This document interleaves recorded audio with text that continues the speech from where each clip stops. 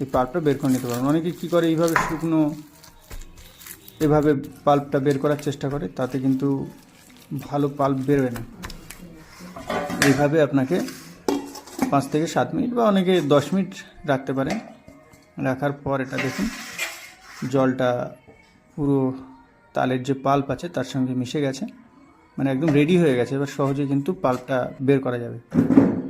এবার একটা পাত্র নেবেন, আমরা যেটা নিয়েছি সেই পাত্রের উপরে একটা চুপড়ি, এটা দেখুন যে বাঁশের তৈরি চুবড়ি, এর ধার আছে, সেই ধারে এবার সেই তালটা ধরে আপনাকে বারবার ঘষতে হবে।